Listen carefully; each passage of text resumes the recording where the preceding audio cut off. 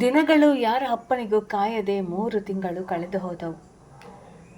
ಈ ಮಧ್ಯದಲ್ಲಿ ಸ್ವರ, ಸಪ್ತ ತಮ್ಮ CET ಬರೆದು ಒಳ್ಳೆ ರ್ಯಾಂಕ್ ಪಡೆದುಕೊಂಡರು.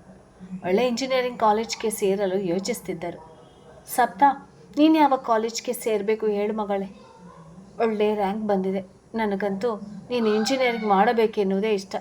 ನಿನ್ನ ಫ್ರೆಂಡ್ಸ್ ಎಲ್ಲ ಯಾವ ಕಾಲೇಜ್ಗೆ ಸೇರ್ತಿದ್ದಾರೆ ಎಂದು ವಾಸುದೇವ ಅವರ ಮಗಳ CET ರಿಸಲ್ಟ್ ನೋಡಿ ಖುಷಿಯಲ್ಲಿ ಕೇಳಿದರು. ಯಾವ ಕಾಲೇಜ್ ಆದರೂ ಓಕೆಪ್ಪ, ಆದರೆ ಕಾಲೇಜ್ ಮಾತ್ರ ಸ್ಟ್ಯಾಂಡರ್ಡ್ ಲೆವೆಲಲ್ಲಿರಬೇಕು. ನಮ್ಮ ಫ್ರೆಂಡ್ಸ್ ಗ್ರೂಪ್ನಲ್ಲಿ ನಾವೊಂದು 3 ಜನ ಮಾತ್ರ ಇಂಜಿನಿಯರ್ಗೆ ಸೇರ್ತಾ ಇರೋದು. ಮಿಕ್ಕವರು ಮೆಡಿಕಲ್ ಮತ್ತು ಡಿಗ್ರಿ ಹೋಗ್ತಾ ಇದ್ದಾರೆ. ನಾನು, ರೋಹಿತ್ ಮತ್ತು ಅನಿಕೇತ್ ಮಾತ್ರ ಇಂಜಿನಿಯರ್ಗೆ ಹೋಗೋಣ ಅಂತ ಪ್ಲ್ಯಾನ್ ಮಾಡಿರೋದು. ರೋಹಿತ್ ಹೇಳಿದ, ಇಡೀ ಬ್ಯಾಂಗ್ಳೂರ್ಗೆ ಮಹಾವಿದ್ಯಾಲಯ ಯೂನಿವರ್ಸಿಟಿ ಇಂಜಿನಿಯರಿಂಗ್ ಕಾಲೇಜ್ ಟಾಪ್ ಇರೋದಂತ. ಅಲ್ಲಿಗೆ ಸೇರಿಕೊಳ್ಳೋಣ ಅಂತ ನೀವೇನು ಹೇಳ್ತೀರಾ ಎಂದು ಕೇಳಿದಳು. Good selection. ನನ್ನ ಮಗಳು ಅಂದರೆ ಸುಮ್ಮನೆನಾ? ಅದರಲ್ಲೂ ರೋಹಿತ್ ಹೇಳಿದಾನೆ ಅಂದರೆ ಪರ್ಫೆಕ್ಟ್ ಆಗಿರುತ್ತದೆ. ಬೇಬಿ, ಮಹಾವಿದ್ಯಾಲಯ ಇಡೀ ಬ್ಯಾಂಗ್ಳೂರ್ಗೆಲ್ಲ ದೇಶದ ಟಾಪ್ 10 ಕಾಲೇಜ್ನಲ್ಲಿ ಮೊದಲ ಸ್ಥಾನದಲ್ಲಿದೆ. ಎಷ್ಟೇ ದುಡ್ಡು ಖರ್ಚಾದರೂ ಪರವಾಗಿಲ್ಲ, ನೀನು ಆಸೆಪಟ್ಟ ಆ ಕಾಲೇಜ್ಗೆ ಸೇರ್ತೀಯ. ಏನು ಹೇಳ್ತೀರಾ ವಾಸು ಎಂದು ದೇವಕಿಯವರು ಮಗಳಿಗೆ ತಿನ್ನಲು ಒಂದು ಬಟ್ಟಲಲ್ಲಿ ಡ್ರೈ ಫ್ರೂಟ್ಸ್ ಹಾಕಿ ಕೊಡುತ್ತಾ ಹೇಳಿದರು. ಮಹಾವಿದ್ಯಾಲಯ ಯೂನಿವರ್ಸಿಟಿ ತುಂಬ ದೊಡ್ಡ ಖರ್ಚಾಗುತ್ತೆ. ನೀನು CETಯಲ್ಲಿ ತೆಗೆದಿರುವ ರ್ಯಾಂಕ್ಗೆ ಆ ಕಾಲೇಜ್ನಲ್ಲಿ ತುಂಬ ದುಡ್ಡು ಖರ್ಚಾಗುತ್ತೆ, ಅದು ಕೂಡ 4 ವರ್ಷದ ತನಕ ಎಂದು ವಾಸುದೇವ ಅವರು ಚಿಂತಿಸುವಂತೆ ಮುಖ ಮಾಡಿದಾಗ ಸಪ್ತ ಬೇಸರಗೊಂಡಳು. ರೀ, ಚಿಂತಿಸುವಂತೆ ಯಾಕೆ ಮುಖ ಮಾಡ್ತಿದ್ದೀರಾ? ಮಹಾವಿದ್ಯಾಲಯಕ್ಕಿಂತ ಒಳ್ಳೆ ಕಾಲೇಜ್ ಬೇಕಾ? ಎಷ್ಟೇ ದುಡ್ಡು ಖರ್ಚಾದರೂ ಪರವಾಗಿಲ್ಲ, ಲೋನ್ ತೆಗೆದುಕೊಳ್ಳೋಣ. ಇಲ್ಲ, ಸಂಘಕ್ಕೆ ಚೀಟಿ ಹಾಕಿದ್ದೇವಲ್ಲ, ಅದರಿಂದ ಲಕ್ಷ ಬರುತ್ತದೆ. ಅದು ಅಲ್ಲದೆ ನಿಶಾಂತ್ ಇವಾಗ ಕೆಲಸಕ್ಕೆ ಸೇರಿದ್ದಾನೆ, ಅವನು ಕೂಡ ದುಡಿದು ತರುತ್ತಾನೆ. ನಮಗಿರೋದೊಬ್ಬಳೆ ಮಗಳು. ಮಹಾವಿದ್ಯಾಲಯದಲ್ಲಿ ಮಾಡೆಲಿಂಗ್ಗೆ ಒಳ್ಳೆಯ ಹೆಸರು ಇದೆ. ತುಂಬ ಜನ ಕಾಲೇಜ್ನಲ್ಲಿ ಓದಿದವರೇ ಮಿಸ್ ಇಂಡಿಯಾ, ಮಿಸ್ ವರ್ಲ್ಡ್ ಕಾಂಟೆಸ್ಟ್ನಲ್ಲಿ ಪಾರ್ಟಿಸಿಪೇಟ್ ಮಾಡಿರೋದು. ನಮ್ಮ ಸಪ್ತಾಗೂ ಕೂಡ ಬ್ರೈಟ್ ಫ್ಯೂಚರ್ ಇದೆ. ಈಗಾಗಲೇ ಅವಳು ಮಿಸ್ ಬ್ಯಾಂಗ್ಳೂರ್ ಆಗಿದ್ದಾಳೆ. ಮುಂದಿನ ಗುರಿ ಏನಿದ್ದರೂ ಮಿಸ್ ಕರ್ನಾಟಕ. ಅದು ಆಗುತ್ತಿದ್ದಾಗೆ ಆ ಕಾಲೇಜ್ನಲ್ಲಿ ಓದುತ್ತಲೇ ಮುಂಬೈಗೆ ಹಾರಿ ಮಿಸ್ ಇಂಡಿಯಾ ಗೆದ್ದು ನಂತರ ಮಿಸ್ ವರ್ಲ್ಡ್ಗೆ ಪಾರ್ಟಿಸಿಪೇಟ್ ಮಾಡಿದರೆ ನನ್ನ ಮಗಳು ಎಲ್ಲೋ ಹೋಗಿ ಬಿಡ್ತಾಳೆ ಎಂದು ದೇವಕಿ ಅವರು ಕನಸು ಕಾಣ್ತಾ ಕೂತ್ರೆ ವಾಸುದೇವ ಅವರು ಹೆಂಡತಿಯ ದೊಡ್ಡ ಪಟ್ಟಿಯನ್ನು ಕೊಂಡು ಜೋರಾಗಿ ಕೆಮ್ಮೋರು. ಹೌದು ಪಾಪ, ಮಮ್ಮ ಹೇಳೋದು ನಿಜ. ನನ್ನ ಮಾಡೆಲಿಂಗ್ ಕ್ಷೇತ್ರಕ್ಕೆ ಆ ಕಾಲೇಜ್ ತುಂಬ ಹೆಲ್ಪ್ ಆಗುತ್ತೆ.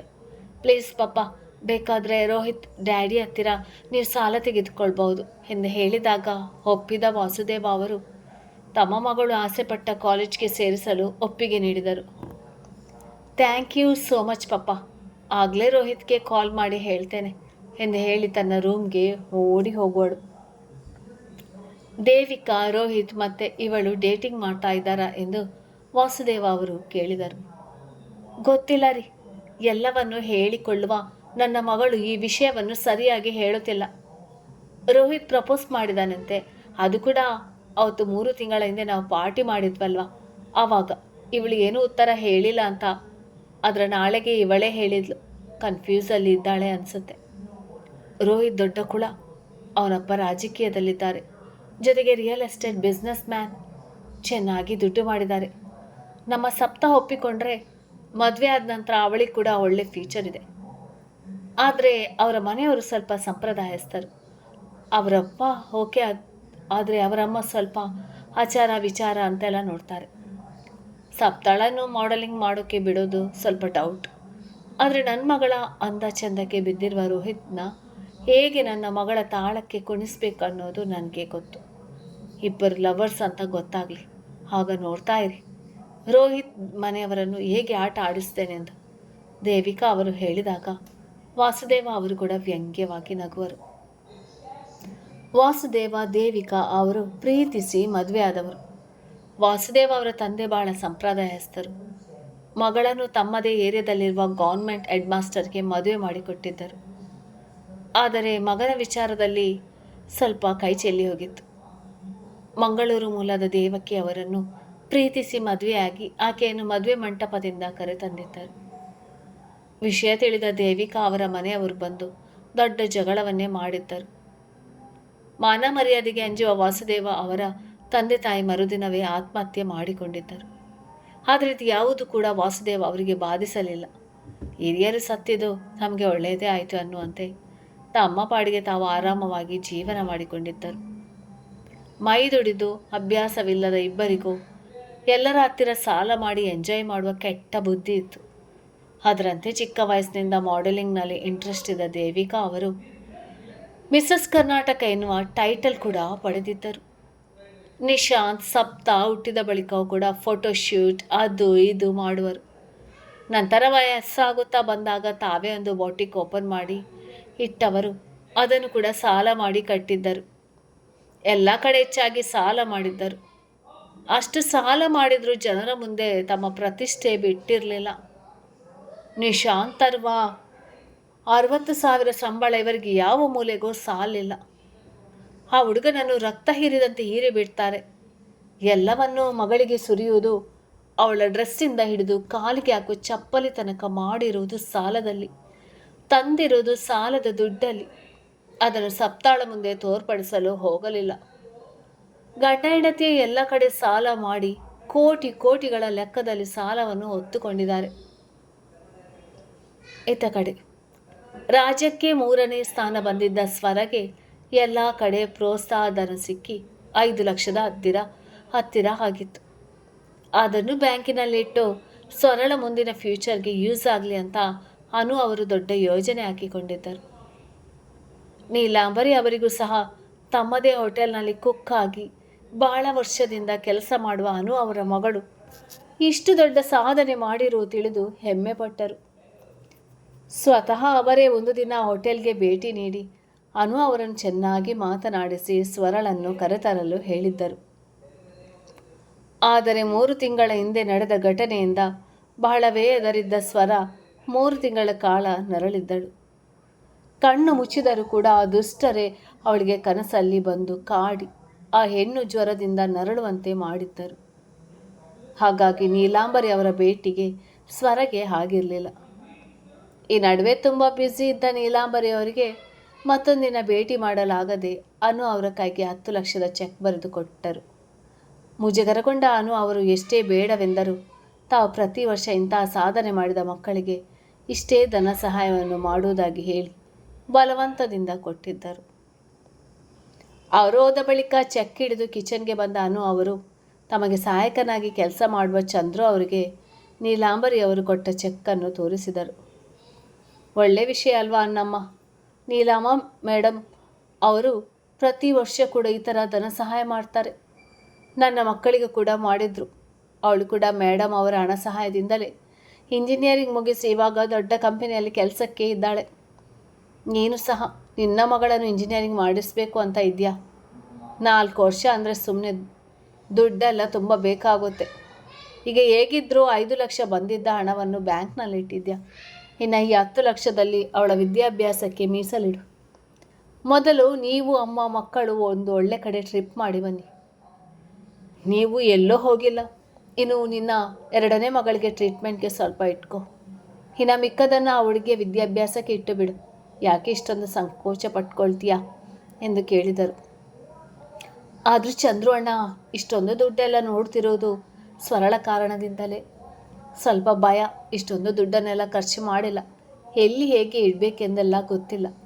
ಆ 5 ಲಕ್ಷವನ್ನು ಅವಳ ಟೀಚರ್ ಹೇಳಿದರು. ಅದರಂತೆ ಬ್ಯಾಂಕ್ನಲ್ಲಿಟ್ಟೆ. ಹಾಗೆ ಈ 10 ಲಕ್ಷನ ಅವಳ ವಿದ್ಯಾಭ್ಯಾಸಕ್ಕೆ ಮೀಸಲಿಡುತ್ತೇನೆ. ನನಗೆ ಕಾಲೇಜ್ನ ಬಗ್ಗೆ ಅಷ್ಟೊಂದು ಗೊತ್ತಿಲ್ಲ. ನನ್ನ ಮಗಳ ಟೀಚರ್ ಇವತ್ತು ಸಂಜೆ ಮನೆಗೆ ಬರುತ್ತೇನೆ, ಮಾತನಾಡೋಣ ಅಂತ ಹೇಳಿದ್ದಾರೆ. ಅವರೆಲ್ಲ ಹೇಳಿದ ಕಾಲೇಜ್ಗೆ ಸೇರಿಸ್ತೇನೆ.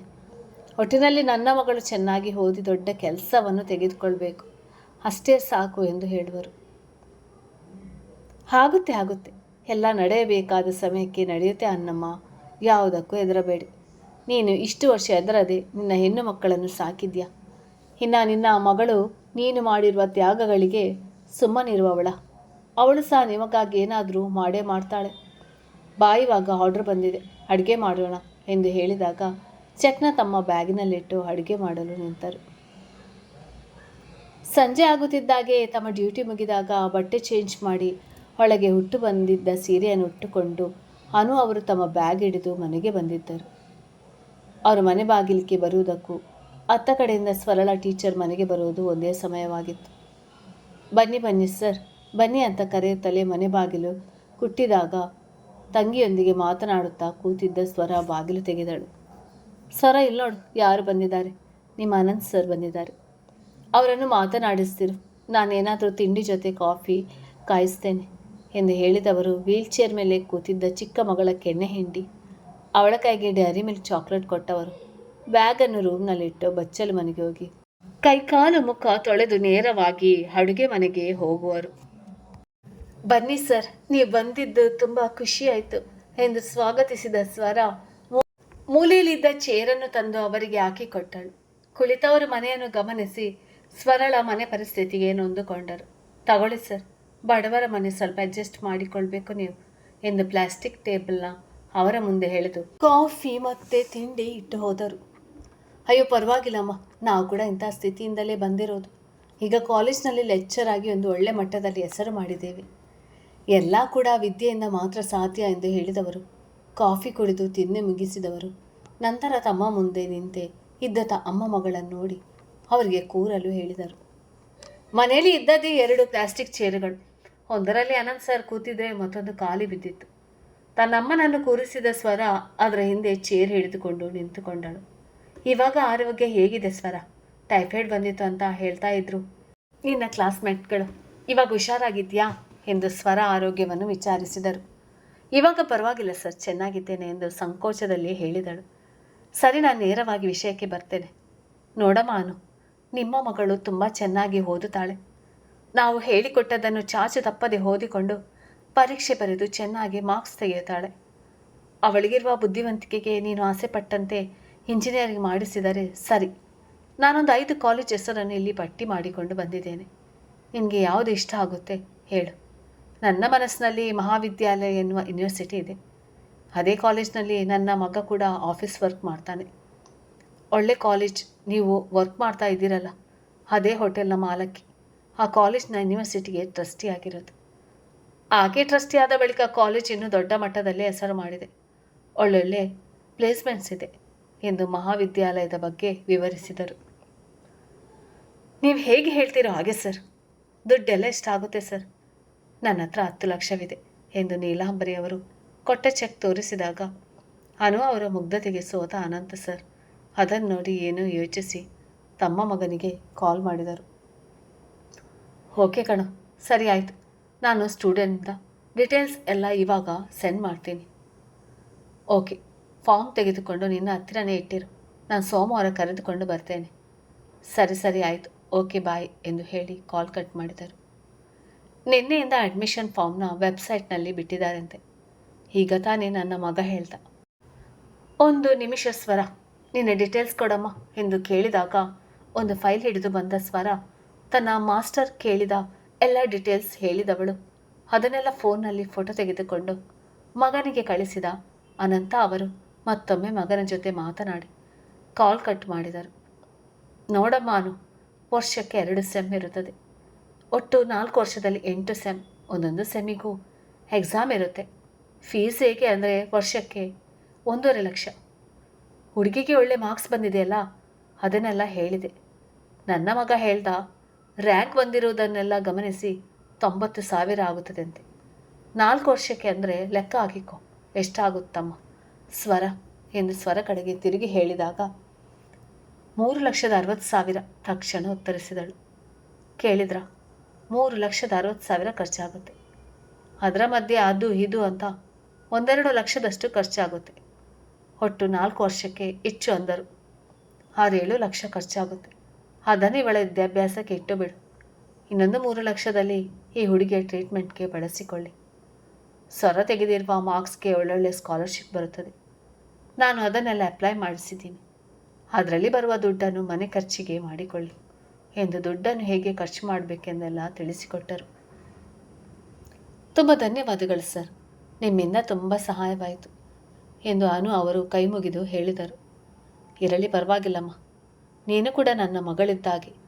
ಚಿಕ್ಕ ವಯಸ್ಸಿಗೆ ತುಂಬ ಕಷ್ಟ ನೋಡಿದ್ಯಾ. ನೀನು ಯಾವುದಕ್ಕೂ ಹೆದರ್ಕೊಳ್ಬೇಡಿ, ಮುನ್ನುಗ್ಗುತ್ತಾ ಇರಬೇಕು. ವಿದ್ಯೆ ಒಂದು ಕೈಯಲ್ಲಿದ್ದರೆ ನಾವು ಯಾರಿಗೂ ಹೆದರುವ ಅವಶ್ಯಕತೆ ಇಲ್ಲ. ಸ್ವರ, ಸೋಮವಾರ ನಾನೇ ಬರ್ತೀನಿ ನಿನ್ನ ಮನೆಗೆ. ಬೆಳಿಗ್ಗೆ 9 ಗಂಟೆಗೆ ರೆಡಿಯಾಗಿರಮ್ಮ. ನಾವು ಮಹಾವಿದ್ಯಾಲಯ ಯೂನಿವರ್ಸಿಟಿಗೆ ಹೋಗೋಣ. ಒಟ್ಟಿಗೆ ಅಡ್ಮಿಷನ್ ಆಗಿ ಬರೋಣ ಎಂದು ಹೇಳಿದರು. Thank you sir. ಸೋಮವಾರ ಏನೇನು ತಗೋಬೇಕು ಹೇಳಿ, ಎಲ್ಲ ತಗೊಂಡು ಇರ್ತೀನಿ ಎಂದು ಕೇಳಿದಳು. ಅನಂತ ಸರ್ ಕೂಡ ಎಲ್ಲವನ್ನು ವಿವರಿಸಿ ಹೇಳಿದರು. ನೋಡ ಮಾನು, ನೀನೇನು ಬರುವುದು ಬೇಡ. ನಿಮಗೆ ಕೆಲಸವಿದೆ ಅನ್ನುತ್ತೀಯ, ಹೋಟೆಲ್ಗೆ ಹೋಗು. ನಾನಿನ್ನ ಮಗಳನ್ನು ಅಡ್ಮಿಷನ್ ಮಾಡಿ ಕರೆತರುತ್ತೇನೆ. ನೆಕ್ಸ್ಟ್ ವೀಕಿಂದನೇ ಕಾಲೇಜ್ ಶುರು ಅಂತ ನನ್ನ ಮಗ ಹೇಳ್ದ. ಒಳ್ಳೆ ಕಾಲೇಜ್ ಎಂದು ಹೇಳಿದಾಗ ಅನು ಅವರು ಸರಿ ಎಂದು ತಲೆ ಆಡಿಸಿದರು. ನಂತರ ಊಟ ಮುಗಿಸಿ ಅನಂತ ಅವರು ತಮ್ಮ ಮನೆಗೆ ಹಿಂತಿರುಗಿದರು. ಅಂದು ಸೋಮವಾರ ಅನಂತ್ ಸರ್ ಜೊತೆ ಮಹಾವಿದ್ಯಾಲಯಕ್ಕೆ ಹೋಗುವ ಸ್ವರ ಆ ದೊಡ್ಡ ಕಾಲೇಜನ್ನು ನೋಡಿಯೇ ಭಯಗೊಂಡಿದ್ದಳು. ದೊಡ್ಡ ದೊಡ್ಡ ಬಿಲ್ಡಿಂಗ್ಗಳ ಸುತ್ತಲೂ ಮಾಲ್ ರೀತಿ ಇರುವ ಗಾಜಿನ ತರಗತಿಗಳು, ಹಾಲಿನಷ್ಟೇ ಪರಿಶುದ್ಧವಾಗಿರುವ ನಡೆದಾಡುವ ಜಾಗಗಳು. ಫಾರಿನ್ ರೀತಿ ಇರುವ ಈ ಸುತ್ತಲಿನ ಜಾಗವನ್ನು ನೋಡಿ ತನ್ನ ಗುರುಗಳ ಹಿಂದೆ ಮೊಲದ ಮರಿಯಾಗಿ ಹೋಗಿದ್ದಳು. ಮಧ್ಯಾಹ್ನದ ಅಷ್ಟೊತ್ತಿಗೆ ಸ್ವರಳ ಅಡ್ಮಿಷನ್ ಮುಗಿದಿತ್ತು. 90,000 ಅಡ್ಮಿಷನ್ ಫೀಸ್ ಕಟ್ಟಿ ಕಾಲೇಜ್ನ ವಿವರಗಳನ್ನು ಪಡೆದು ಅನಂತ್ ಸರ್ ಎಲ್ಲವನ್ನು ಸ್ವರಳಿಗೆ ತಿಳಿಸಿ ಹೇಳಿ ಅವಳನ್ನು ತಮ್ಮದೇ ಕಾರ್ನಲ್ಲಿ ಅವಳ ಮನೆಗೆ ಬಿಟ್ಟವರು ಹೋಗುವಾಗ ಸ್ವರಗೆ ತಮ್ಮ ಕಡೆಯಿಂದ 13,000ದ ವಿವೋ ಫೋನನ್ನು ಗಿಫ್ಟ್ ಮಾಡಿದರು. ಅವರ ಗಿಫ್ಟ್ ನೋಡಿ ಬಹಳವೇ ಹೆದರಿದ್ದ ಸ್ವರ ಬೇಡ ಬೇಡ ಎಂದು ಸಂಕೋಚಪಟ್ಟಾಗ ಅವಳು ತಮ್ಮ ಮಗಳಂತೆ ಎಂದು ಹೇಳಿದ ಅನಂತ್ ಸರ್ ಅವಳ ಮುಂದಿನ ಜೀವನಕ್ಕೆ ಒಳ್ಳೆಯದಾಗಲಿ ಎಂದು ಆಶೀರ್ವಾದ ಮಾಡಿ ಹೋಗುವರು. ಪಾಪ, ತುಂಬ ಒಳ್ಳೆಯ ಮನುಷ್ಯ. ಇಂಥ ಜನ ಇರುವುದಕ್ಕೆ ಜಗತ್ತಿನಲ್ಲಿ ಒಳ್ಳೆಯ ಮಳೆ ಬೆಳೆ ಆಗುತ್ತಿರುವುದು ಎಂದು ಹೇಳಿ ಖುಷಿಪಟ್ಟ ಅನು ಅವರು 3 ದಿನ ಹೋಟೆಲ್ನಿಂದ ರಜೆ ಪಡೆದವರು ತನ್ನಿಬ್ಬರ ಮಕ್ಕಳೊಂದಿಗೆ ಧರ್ಮಸ್ಥಳ, ಕುಕ್ಕೆ, ಸುಬ್ರಹ್ಮಣ್ಯ ಎಂದು ಸುತ್ತಾಡಿ ಬಂದು ಮರಳಿ ಬೆಂಗಳೂರಿಗೆ ಸೇರಿದರು. ಇತ್ತ 2 ದಿನದ ನಂತರ ಸಪ್ತಾಳ ಅಡ್ಮಿಷನ್ ಆಗಿತ್ತು. PUCಯಲ್ಲಿ ಅವಳದು 85%, ಜೊತೆಗೆ CET ರ್ಯಾಂಕ್ ಕೂಡ. 35,000 ಇದ್ದ ಕಾರಣ ಅವಳಿಗೆ ತಡವಾಗಿ ಅಡ್ಮಿಷನ್ ಆಗಿತ್ತು. ಅದು ಕೂಡ 1,50,000ದ ಫೀಸ್ ಜೊತೆ. ರೋಹಿತ್ ತಂದೆ ಹತ್ತಿರ 4 ಲಕ್ಷದಷ್ಟು ಸಾಲ ಮಾಡಿದ ವಾಸುದೇವ ಅವರು 1.5 ಲಕ್ಷ ಮಗಳ ಕಾಲೇಜ್ ಕಟ್ಟಿ ಹಾಗೆ ಅವಳು ಓಡಾಡಲು ಸ್ಕೂಟಿ ಕೇಳಿದಾಗ ನಿಶಾನ್ ಹತ್ತಿರ ಸ್ವಲ್ಪ ದುಡ್ಡು ಪಡೆದು ಅವಳಿಗೆ ಹೊಸದೊಂದು ಸ್ಕೂಟಿ ಕೊಡಿಸಿದವರು. ನಂತರ ಅವಳ ಶಾಪಿಂಗ್ ಎಂದು 50,000 ಕೊಟ್ಟಿದ್ದರು. ಕಾಲೇಜ್ಗೆ ಹಾಕಿಕೊಂಡು ಹೋಗಲು ಬೇಕಾದ ಹೊಸ ಹೊಸ ಬಟ್ಟೆಗಳನ್ನು ಬ್ಯಾಗ್ಗಳಲ್ಲೇ ತೆಗೆದುಕೊಂಡಿದ್ದ ಸಪ್ತಾ ಮಹಾವಿದ್ಯಾಲಯ ಕಾಲೇಜ್ಗೆ ಹೋಗಲು ಕುತೂಹಲದಿಂದ ಕಾಯುತ್ತಿದ್ದಳು. ಮರುದಿನ ಸೋಮವಾರ ಕಾಲೇಜ್ ಸ್ಟಾರ್ಟ್ ಆಗುತ್ತಿತ್ತು. ರಾತ್ರಿಯಿಡೀ ಯಾವ ಬಟ್ಟೆ ಹಾಕಿಕೊಂಡು ಹೋಗಲಿ, ಹೇಗೆ ರೆಡಿಯಾಗಲಿ ಎಂದು ಒದ್ದಾಡುತ್ತಿದ್ದ ಸಪ್ತಾ ಕೊನೆಗೂ ಯಾವ ಬಟ್ಟೆ ಹಾಕಿಕೊಂಡು ಹೋಗಬೇಕೆಂದು ಆಯ್ಕೆ ಮಾಡಿ ನಾಳೆಯ ದಿನಕ್ಕಾಗಿ ಕಾಯುತ್ತಿದ್ದಳು. ಅತ್ತ ಸ್ವರ ಕೂಡ ಮರುದಿನ ತಾನು ಕಾಲೇಜ್ಗೆ ಹೋಗಬೇಕೆನ್ನುವುದನ್ನು ನೆನಪಿಸಿಕೊಂಡು ಭಯಪಟ್ಟವಳಿಗೆ ಜ್ವರ ಬಂದು ಬಿಟ್ಟಿತ್ತು.